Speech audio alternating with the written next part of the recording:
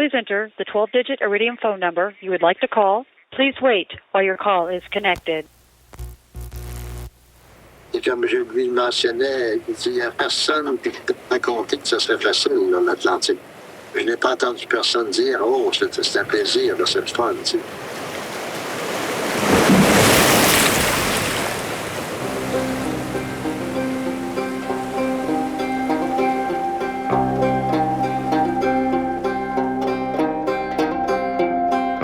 Je m'appelle Mylène Paquette.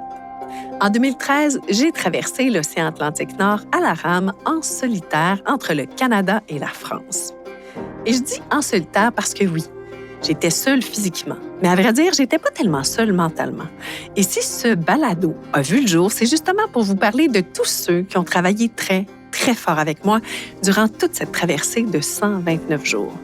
Je suis ici pour vous parler d'eux, mon équipe au sol.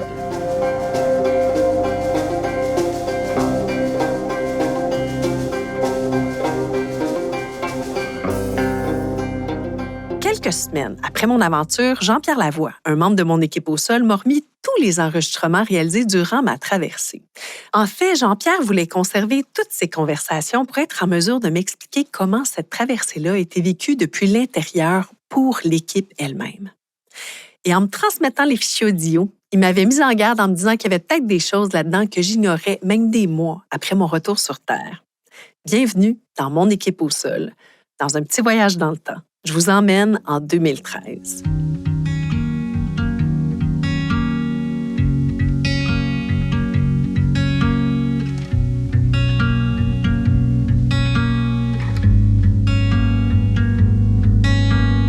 Un ami m'avait déjà dit « C'est pas compliqué de traverser l'océan.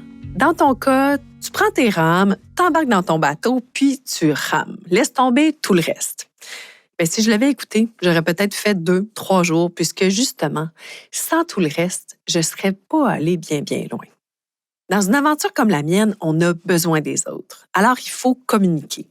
Parler aux autres bateaux autour, ceux qui peuvent croiser la route, ne serait-ce que pour éviter d'entrer en collision avec eux. Ensuite, pour être accompagné, ça prend une équipe des partenaires du soutien.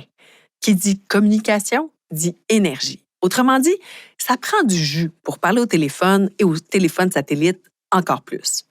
On n'a qu'à penser à la dernière fois que notre téléphone intelligent est mort parce que la pile était à terre, puis on comprend très bien pourquoi l'électricité, c'est crucial, voire viscéral. On a besoin de panneaux solaires, d'une éolienne, de piles pour emmagasiner tout ça. Et là, je n'entrerai pas dans tous les détails techniques maintenant, mais ce que j'aimerais qu'on comprenne ici, c'est que lorsqu'on a autant besoin de nos moyens de communication, ben, il suffit pas de ramer. Ben non, il faut entretenir nos équipements. Bien sûr, pour avancer, il faut prendre soin de son corps et de son mental, mais il faut aussi prendre soin de la machine, de ce bateau et de tous ses équipements et outils techniques et même mécaniques. Et ça, parfois, mon équipe l'oubliait. Ils ne pensaient pas à autre chose lorsqu'ils pensaient à moi en mer. Ils m'imaginaient soit en train de ramer ou en train de me reposer, dormir. Un peu comme le public d'ailleurs. Personne n'était en mesure d'imaginer à quel point je pouvais avoir du boulot sur cette embarcation-là. Personne. Vous écoutez Méandre, les dessous d'une traversée. Deuxième épisode, doute. Pour en ajouter, il ne suffit pas d'entretenir le matériel, mais il faut aussi réparer tout ce qui brise. Et surtout, anticiper, c'est-à-dire essayer de savoir à l'avance tout ce qui va briser. Un peu comme le pilote d'aéronef le fait avant un décollage, on a une checklist et on doit faire un tour de piste régulièrement afin de valider que tous les appareils fonctionnent bien, ne serait-ce que pour savoir si la navigation d'aujourd'hui va tenir le coup. De mon côté, très souvent, je m'efforçais de vérifier mes équipements et de pratiquer toutes mes procédures d'urgence en mer. Exemple, je me pratiquais à faire semblant de déployer mon radeau de survie et je vérifiais les attaches, les sangles à tous les 2-3 jours. Je faisais la même chose avec plusieurs autres pièces d'équipement, par exemple ma balise de détresse, mes EPIRB, mon habit d'immersion, mon grab bag. Ouais, c'est des nouveaux termes pour vous, j'en conviens, on va y revenir. Note à moi-même, EPIRB, grab bag, habit de survie. Toutes ces tâches-là, c'est sans compter toutes les fois où j'ai dû m'arrêter de ramer pour aller valider la provenance d'un petit bruit bizarre, genre un petit quelque chose là, qui frappe sa coque. Là. Les fois où je me suis dit, mais voyons, ça sonne comme une bonbonne de butane qui frappe sur le bateau. Voyons, c'est quoi ça? Voyons, c'est-tu mon désalinisateur d'eau qui vient de partir tout seul?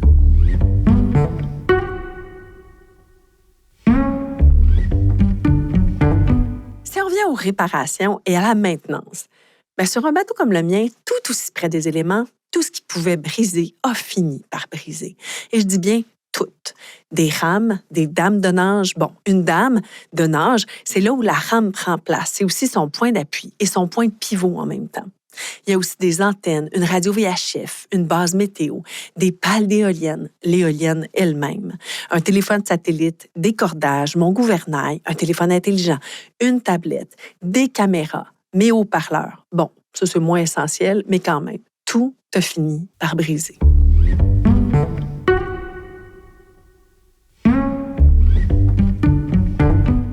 Je dois aussi vous parler du sel qui s'immisce, qui s'invite partout. Dans mes études GoPro, dans mes GoPro, dans la lentille de ma caméra, même dans mes cartes mémoire, dans le système d'attache d'un trépied, dedans l'étui étanche de mon téléphone intelligent, pourtant garanti à vie. Même en dessous de la vitre de mon téléphone intelligent. Je la comprends toujours pas, mais bon. Dans les coutures de mes vêtements, dans mon sac de couchage, dans mes écouteurs, mon iPod, mon réchaud, mon ordinateur, tout autour des boutons de mon GPS, dans les pentures de mes portières et même celles de mes lunettes de soleil. J'ai même du sel dans les oreilles, dans les yeux, dans le nez. J'en ai même dans le cul. Oui, oui, vous avez compris, j'en ai dans le cul.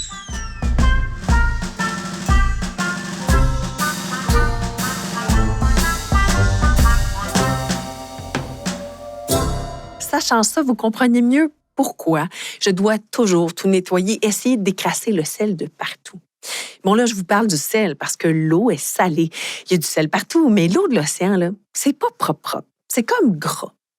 C'est plein d'affaires là-dedans, puis c'est visqueux. Mes cheveux, ma peau, tout était gras tout le temps. Donc, tous les jours, je devais nettoyer le pont, juste passer une petite brosse au risque de glisser et de me péter la gueule. À cause du sel, des bris, de la surutilisation du matériel, tout s'épuise rapidement. Il faut donc penser à bien entretenir tout ce qui se trouve à bord, ne serait-ce que pour se rendre de l'autre côté en un morceau, maintenir le bateau à flot et rester en bonne santé. Aussi, en mer, tout est plus long. Par exemple, s'installer pour faire une petite hygiène corporelle. Il faut faire de l'eau, la faire chauffer, remplir la chaudière, sortir sur le pont, se savonner et rentrer, réchauffer de l'eau pour se rincer. Même chose pour manger, se brosser les dents, aller pisser. Tout est compliqué parce que tout bouge tout le temps. Il n'y a rien de stable sur une embarcation comme ça. Alors, prendre soin de soi, laver le pont, vérifier le matériel, réparer le matériel, se faire à manger, faire des étirements, faire sa navigation, penser à une tactique de route, mettre langue flottante, langue parachute, le traîneur, faire des tests, étudier la météo. Bon, vous comprendrez qu'à un certain moment, j'avais vraiment laissé ça à Michel parce que vous aurez compris que j'en avais beaucoup trop à faire.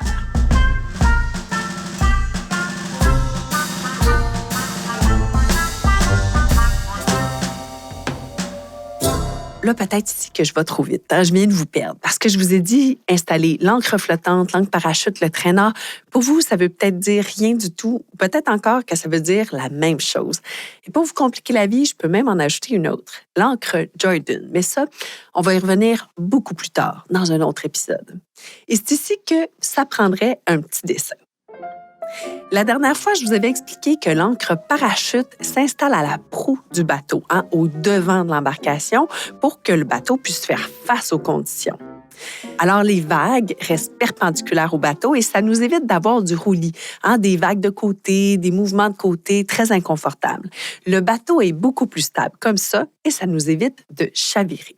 Mais qu'est-ce qui se passe quand on a les conditions dans le dos? C'est-à-dire quand les conditions nous poussent dans la bonne direction. On pourrait avancer même si on ne peut pas ramer. Et c'est là qu'entre en jeu l'encre flottante. Une ancre flottante, c'est une espèce de gros cône d'environ 1 mètre, 1 mètre et demi de long, avec à sa grande ouverture, une ouverture de 25 à 75 cm, et à sa petite extrémité, une ouverture de 20 à 25 cm. On peut penser à un textile ou une jute plastifiée avec des straps. C'est presque toujours de forme conique, mais c'est vrai que certaines ont la forme d'un gros calmar. Bon, là, je vous le dis, à chaque fois que je suis tombée là-dessus, je me suis dit, wow, ça pourrait vraiment m'aider cette affaire-là en cas de gros temps. J'ai toujours trouvé ça cheap, le matériel, les petites straps. Mais voyons, ça n'a pas de l'air solide. Mettons que je n'ai pas montré ça à ma mère avant de partir. Le modèle le plus commun d'encre flottante vient en paquet de 3, une petite, une moyenne, une grosse. Puis ce modèle-là, il est orange avec des straps rayés noir-orange pour à peu près 50 $. Et ça peut être très, très utile. Et quand on installe ce dispositif, on va le placer derrière l'embarcation. Parce que bien sûr, ces conditions-là vont pouvoir nous faire avancer. Même si on ne peut pas ramer parce que c'est trop dangereux de sortir à l'extérieur, on peut avancer quand même.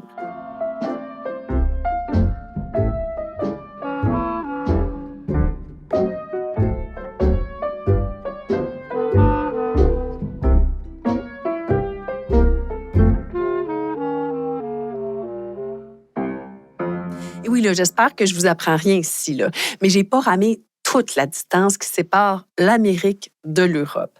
Parce que le vent m'a souvent poussé dans la bonne direction. Mais il ne faut pas oublier que le vent m'a aussi poussé assez souvent dans la mauvaise direction. Et en navigation, la météo et les ancres, ce ne sont pas des sciences exactes. Alors, si je reviens à mes explications, quand on met l'encre flottante derrière, c'est parce qu'on peut avancer. L'important, c'est de rester en contact avec l'eau, parce que oui, on peut perdre le contact avec l'eau, par exemple, si on chavire dans une grande déferlante. Et ça pourrait vraiment être dangereux. Mais on y reviendra plus tard. Et ça s'en vient, je chavire bientôt à cause de ça. Alors, pour s'assurer que vous êtes toujours avec moi, ancre parachute devant à la proue du bateau et l'ancre flottante derrière à la poupe. Mais là, je sais que si on n'a pas d'ancre parachute puis qu'on fait de la voile, par exemple, on pourrait mettre l'ancre flottante devant l'embarcation. Mais que je vous voie, mettez pas l'ancre parachute derrière. Faites pas ça. OK? Ça pourrait briser le gouvernail.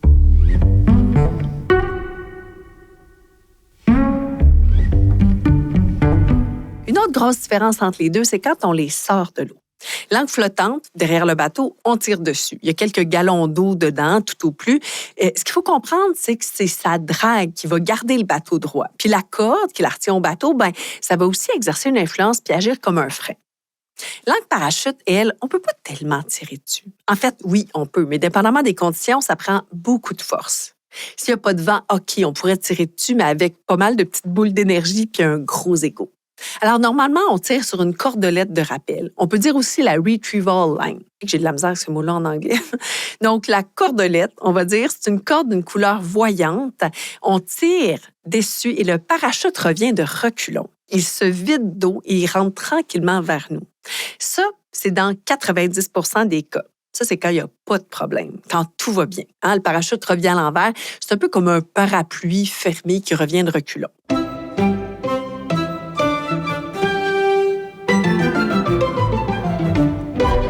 Alors, si on revient à la science pas trop exacte au sujet des ancres, c'est pas toujours évident de ne pas perdre de temps avec l'installation, la désinstallation, la complexité d'utilisation, sans compter toutes les erreurs qu'on peut faire quand on apprend avec ces ancres-là. On peut perdre beaucoup de temps avec ça. Et ça, c'est comme le restant. L'équipe n'en tient pas toujours compte. Alors, dans mes premières semaines en mer, je me suis même fait des petites peurs avec l'ancre parachute, et parfois des grosses. Un jour, en essayant de tirer sur la cordelette de rappel, j'ai senti que ça bloquait. Et là, plus je tirais, plus ça devenait difficile de la ramener au bateau. Un peu comme quand ça mord à l'hameçon quand on est en train de pêcher. J'avais l'impression que quelque chose était pris dans mon ancre parachute. Il n'y avait rien à faire. Cette journée-là, sur mon bateau, j'ai choisi de me filmer pour expliquer à la caméra ce qui se passait. Voilà ce que ça donne.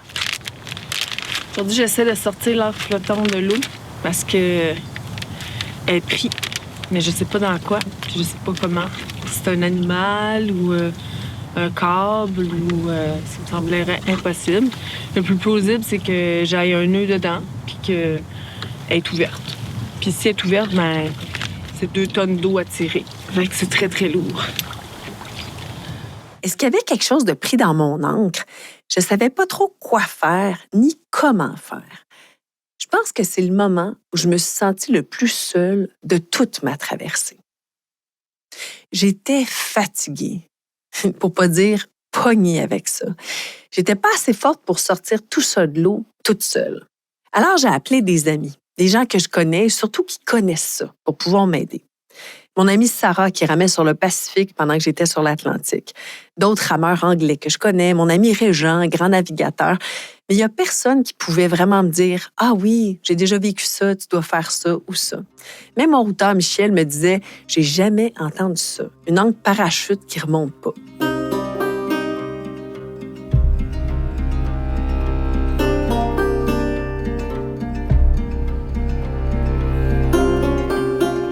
Non, j'étais vraiment pas plus avancée après quelques appels. Sans compter que je me retrouvais plus souvent en train de rassurer mes amis que d'avancer vers ma solution. J'ai même un ami anglais qui m'a dit « Ben, c'est le temps de plonger. Va voir ce qui se passe avec ton ancre. »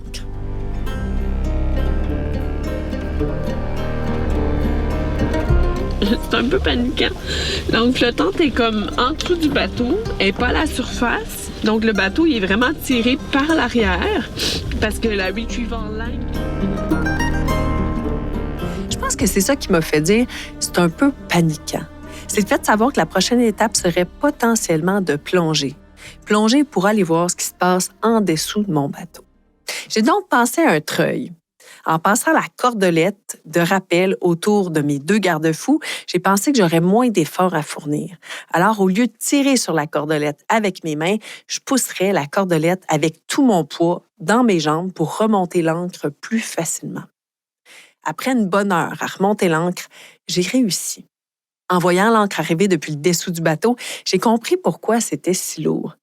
Ce qui se passe souvent, c'est l'explication la plus simple, la plus logique. Non, c'était pas une baleine, un gros poisson ou un gros déchet encombrant. Non, c'était juste un nœud, un petit nœud tout bête. J'ai compris ce jour-là que ça prenait pas un gros nœud pour garder un parachute fermé sur lui-même. En restant fermé, le parachute devait peser plus d'1 tonne. Cette petite anecdote démontre assez bien comment un petit incident peut enlever du temps de rame, du temps de qualité. Il y a eu un orage épouvantable. Ça a l'air une grosse orage tantôt, là, mais Hermel Lavoie, mentor et technicien. entre nous autres, tous les trois, là, Mylène ne nous entend pas, puis c'est pour rester vraiment entre nous autres. On se demande, toi, Michel, y crois-tu en Mylène, dans ses capacités physiques, mentales, à partir de ce qui s'est passé, de continuer à espérer la traversée? Michel Melnet, routeur météo. C'est surtout en fait les conditions, je dirais, qui vont décider ou qui décident de la chose. Bon, c'est vrai que jusqu'à il y a pas très longtemps, les conditions étaient quand même vraiment du côté défavorable. J'ai pu faire une projection sur 8-10 jours. Bon, on a quand même des journées où je pense que les 25-28 000 là sont faisables sur la route. Mais si on y va un peu plus pour la personne, là, parce que le questionnement, il s'en vient, là, comparé à d'autres rameurs, pour toi, es-tu dans la game? C'est une personne. Ressens-tu qu'elle est capable de faire le travail ou qu'elle l'a fait ou pas assez bien fait? Moi, je peux commenter sur des troubles qu'on se trouve, là, c'est bien sûr. Mais dans ta chaise à toi, là, actuellement, tu continues à y faire confiance et à espérer en elle, si je comprends bien. Je me réfère toujours pareil aux conditions qui sont bonnes. Hein. Lorsque les conditions sont favorables, bon, elle fait des moyennes qui sont relativement acceptables. Hein. Après, il est vrai qu'avec ce genre d'embarcation, si tu as du vent qui est pas vraiment favorable ou du vent contraire, tu peux vraiment pas faire grand-chose. Hein. Quand c'est favorable, bon, les moyennes sont bonnes, hein, sa vitesse est bonne. Bon, il y a du courant en plus qui va être un peu plus favorable. Donc, jusqu'à maintenant, je me suis encore pas posé la question et j'ai pas d'alerte pour le moment. Et en pensant à toutes les tâches que je devais faire sur l'eau, j'ai oublié de vous parler de l'une des tâches les plus importantes et prenantes de ce projet, faire des communications. C'est sûr, j'aurais très bien pu partir en mer sans parler à personne, mais ça, c'était vraiment loin de me tenter. Parce que mon projet, c'était ça. Partir en mer et permettre à l'océan de toucher le cœur des gens, partager l'aventure, partager mes réflexions avec le monde extérieur. Et si vous vous demandez encore pourquoi j'ai fait ça, bien, je vous donne l'une de ces réponses dans ce qui suit. Pour revenir un peu dans le passé, dans une ancienne vie, j'ai été préposée aux bénéficiaires. Et durant 10 ans, j'ai travaillé auprès d'enfants malades au Centre hospitalier universitaire Sainte-Justine. Dans mon quotidien à l'hôpital, mon bout préféré, c'était le contact avec mes petits patients. Leur parler, leur changer les idées, les écouter, participer aux soins, mais surtout soigner leur toutou, jouer avec eux, les divertir et trop souvent perdre au Nintendo. Je me suis souvent retrouvée à devoir trouver les mots justes pour les encourager. Et c'est justement lors de l'une de ces conversations que j'ai trouvé une grande partie de ma motivation. Pour savoir ce que c'est que d'affronter une grande peur, j'ai choisi d'aller rencontrer les miennes. Au début, j'ai rêvé de faire de la voile et après, j'ai découvert la rame océanique. Quand j'ai visionné des vidéos de rame océanique sur Internet, j'ai tellement aimé ça que j'ai voulu faire la même chose.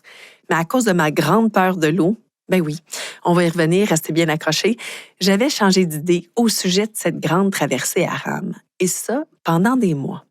Et c'est justement une adolescente gravement malade qui m'avait confrontée. Cynthia était atteinte de leucémie et elle m'avait dit que je ne savais pas c'était quoi, que d'avoir peur et de devoir y aller quand même. Juste ça, cette petite phrase-là.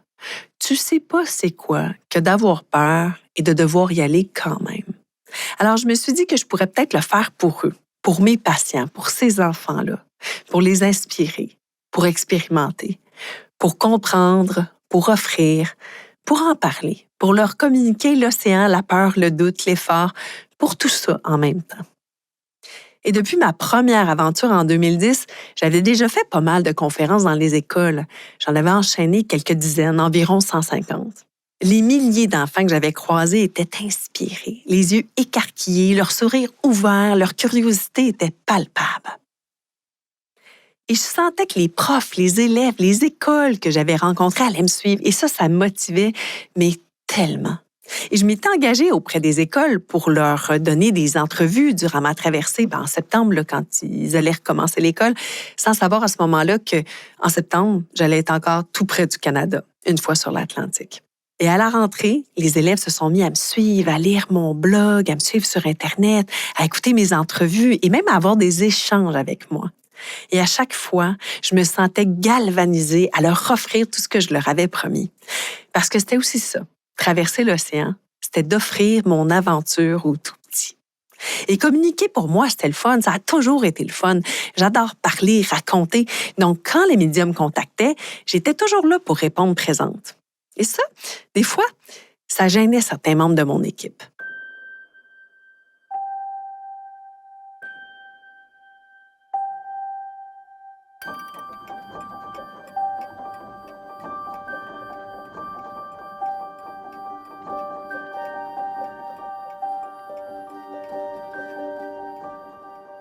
Pour revenir un peu dans ma préparation, oui, ça m'a pris 5 ans de me préparer, mais c'est pas parce que j'avais besoin de m'entraîner plus. Et c'est pas non plus parce que je savais pas naviguer. Non, ce qui a été très long dans cette préparation, mis à part les aventures préparatoires, la préparation technique, c'est la recherche de financement. Ça a tellement été long. Et très souvent, quand on arrivait là, tout près du but, avant de s'entendre avec un partenaire potentiel, on me posait la question « Qui tu? » As-tu un partenaire média qui va t'assurer qu'on parle de toi durant cette aventure-là? Ah, t'as pas de partenaire média. Ben non, j'en ai pas. Et à chacune des entrevues que j'ai faites dans mes années de préparation, là, ça c'est chaque entrevue, ça veut dire environ 150 et encore plus, je demandais, ça vous tente-tu de me parler une fois que je serai en mer? On me répondait, oui, ça serait super intéressant. Wow, super le fun, on va pouvoir te parler. Mais aussitôt que je leur parlais de m'aider en me fournissant une lettre d'intention à couvrir mon projet, ma traversée, on me répondait « Ah non, par exemple, on ne peut pas vraiment s'engager officiellement à te parler souvent. » Et pourtant, les partenaires m'en demandaient des lettres d'intention de la part des médias. Puis je comprends aussi, là, ils voulaient vraiment s'assurer que j'allais être couverte, suivie pour leur offrir la visibilité promise. Et je leur répondais aux partenaires, tu sais, faites-moi confiance, là, les médias me disent qu'ils vont me suivre, là, ils veulent m'avoir en entrevue durant ma traversée.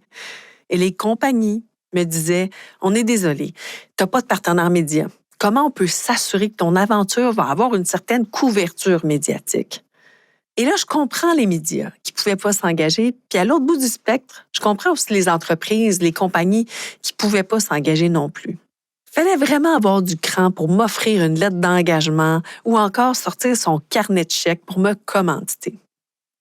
Donc, j'ai pas eu de partenaire média, du moins, aucun partenaire média officiel.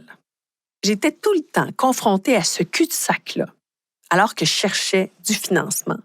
Et juste pour en ajouter un peu, c'était comme un peu l'œuf ou la poule, parce que des fois, j'étais en pourparlers avec des médias, puis ça revenait de l'autre bord en me disant « As-tu un grand commanditaire ou un grand partenaire, quelque chose qui va t'aider à payer cette aventure-là? OK, mais comment tu vas être sûr que tu peux partir si tu n'as pas l'argent? » J'étais dans les méandres de cette traversée même avant de partir, et ce pendant des années.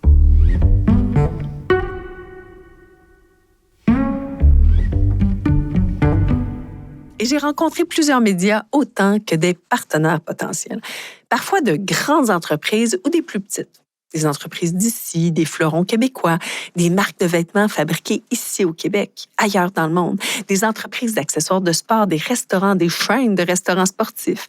De grandes multinationales étaient intéressées à Montréal, Québec, Rimouski, Toronto, New York, Venise. Venise en Québec, là. Mais à chaque fois que je me déplaçais pour rencontrer un nouveau partenaire potentiel, mais ça coûtait de l'argent pour aller rencontrer tout ce beau monde-là.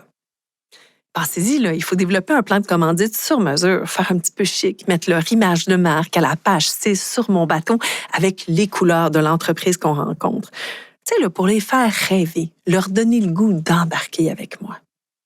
Puis parfois même, on a emmené le bateau au rendez-vous de commandite, sur la remorque, dans le parking. Je me disais, ça va leur tenter d'avoir leur nom là-dessus, non? Non, ça leur tentait pas. Ils croyaient peut-être pas. On ne sait pas. Des fois, j'avais des offres, j'en ai même eu une grosse. J'étais tellement contente. Mais on dirait que c'était pour faire du greenwashing, vous savez, là, de l'éco-blanchiment. Genre de grosse industrie pétrochimique qui me demandait de les assurer que j'allais, oui, communiquer activement en environnement pour qu'ils mettent leur gros logo sur mon bateau. J'allais le faire de toute façon, le communiquer en environnement, mais c'était louche. Alors, après 5 années de recherche, j'ai trouvé un peu d'argent. C'était qui mes commanditaires? Les chaussures Cushy, Bioca International et Zora Biocosmétiques. J'étais bien fière. Ils ont été brillants, ils ont eu du cran, ils ont été les premiers à embarquer avec moi. J'étais contente, mais attendez la suite. Là, pour ceux qui se disent, mais comment elle a cherché? Eh bien, j'ai embauché des gens renommés dans ce domaine-là qui avaient fait leurs preuves avec des athlètes de renom, des grandes marques, qui avaient déjà géré des grands partenariats. Et après, environ 25 000 $ d'investissement en recherche de commanditaires, j'ai eu le succès de trouver en argent sonnant 21 000 $. Oui, vous avez compris, 21 000 $.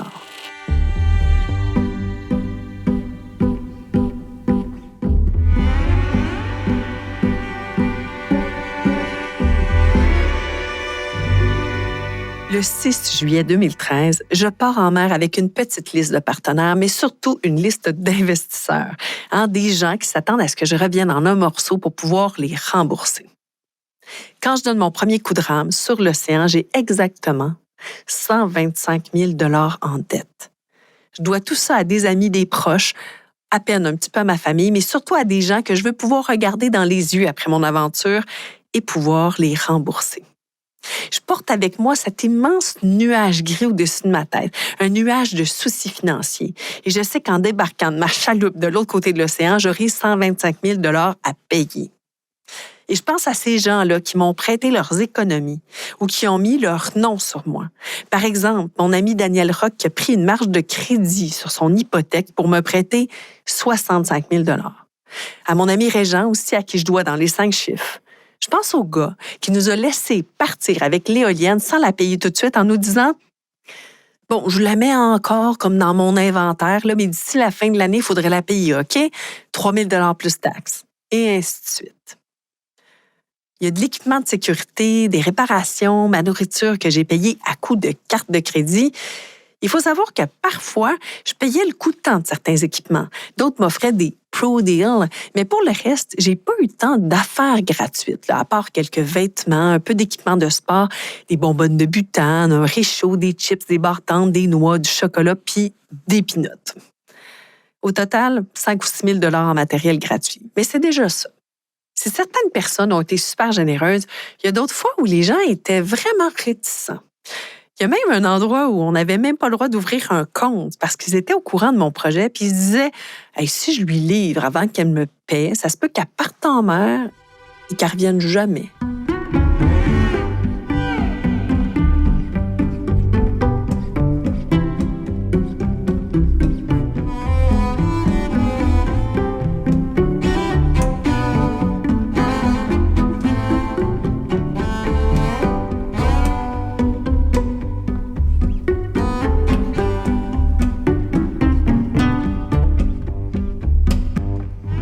Et je me disais que je devais réussir, mais je devais surtout réussir pour tout rembourser par la suite.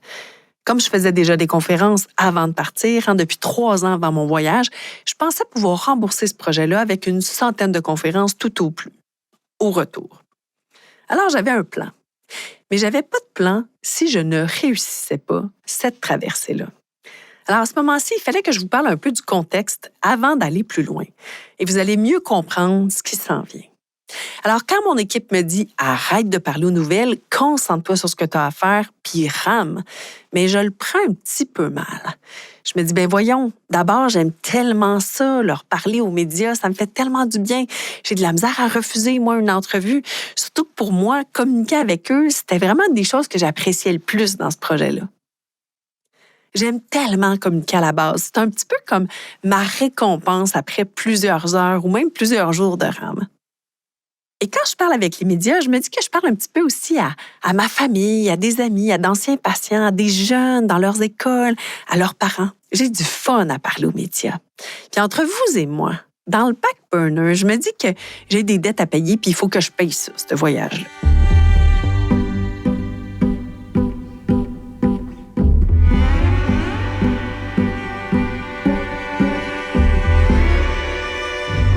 J'appelle pour une entrevue avec, j'ai pas le nom, avec, oui, avec Denis, c'est ça? Denis Duchesne. Ah, allô! Ça va bien? Vous, ça va bien? Bonne nouvelle. Quelques semaines avant mon départ en mer, certains médias me disent qu'ils veulent embarquer et parler de moi régulièrement. Météo Média, La Presse, un petit peu Radio-Canada, Ouest France. Et une fois dans le bateau, plus je rame, plus j'échange avec eux. D'autres médias embarquent. Encore une fois, Radio-Canada, Salut Bonjour, l'émission de Paul Arcan. Et quand les médias contactent Dominique Ladouceur, ma responsable des communications, on lui demandait « Elle a un partenaire média, elle a-t-elle une exclusivité? Est-ce qu'on peut lui parler? » Mais non, elle n'a pas de partenaire média, justement. Et grâce au fait que, dans le fond, j'avais pas de partenaire média, j'avais pas d'exclusivité avec personne, j'ai pu faire des centaines d'entrevues durant toute ma traversée. Il n'y avait pas d'horaire, c'était pas vraiment organisé. Puis on sait que Mylène avait un répertoire épouvantable de médias puis de rendez-vous pour faire des entrevues avec les radios, puis écrire dans les revues, puis tout ça, le blog, etc. Il y avait beaucoup de charges, là. Par contre, elle s'est rendue compte que la rame n'était presque pas la priorité numéro 1. Puis que la rame, au lieu d'être une horaire horloge, ça serait plutôt un horaire condition. Ça veut dire un horaire guidé par la météo et les courants, un horaire où ça serait ramer quand c'est favorable, peu importe l'heure, et puis pas ramer quand ça recule, c'est bien sûr, quand ça va pas. Bon, ça fait que là, ça serait comme depuis hier, là, ça serait une affaire qu'elle a compris. Puis une chose qui serait comme acquis, là, de marcher avec priorité 1, ramer, 2, se nourrir et ou un après l'autre là, et dormir. Le reste, c'est quand ça sera possible. Bah écoute, moi, il y a pas de problème. Bon, j'essaierai aussi de pousser dans ce sens-là, avec une moyenne de 28 000 par jour. Bon, ça, on reste dans quelque chose de tout à fait correct. Bon, il est important maintenant de progresser, de progresser assez rapidement sur la route. C'était le fun de savoir que je parlais à des milliers de gens sur Terre, mais ça imposait une gestion de temps un peu particulière. Je comprenais là, que la priorité, c'était de ramer, me nourrir, dormir, manger, et quand ce serait possible, de faire des entrevues. Mais en même temps, de m'arrêter 15 minutes pour donner une petite entrevue, c'était pas ça qui me ralentissait dans une journée où je ramais. Au niveau timing, on est encore dans les temps. Hein. Maud Fontenoy a fait sa traversée en un peu plus de 117 jours. Hein, et encore, elle n'est pas arrivée où elle voulait arriver. Donc, moi, je pense que la traversée en 110 jours, elle est encore faisable. Hein. Il faut dire que Michel, c'est à peu près le seul membre d'Équipe au sol qui a jamais douté de moi et du potentiel de succès de cette grande aventure-là. Parce que même moi, à force de tout gérer dans le doute, d'avancer en faisant des essais, erreurs et tout partager ces erreurs-là à mon équipe et surtout d'être constamment en hyper-vigilance, je pense que je me suis mise à douter, moi aussi, du potentiel de succès de ma propre aventure. J'ai reçu j'ai des menaces un peu de découragement puis d'abandon. Ça a commencé à y trotter dans la tête. Là, elle commence à avoir un désespoir. Du désespoir, ça, il y en a eu beaucoup. Aujourd'hui, c'était nécessaire de faire une bonne mise en contexte pour qu'on puisse mieux avancer ensemble. On a parlé de doutes, de ceux de mon équipe, des médias, des partenaires, des entreprises et même des miens. Mais bientôt, je vous parle de mon désespoir et de celui des autres.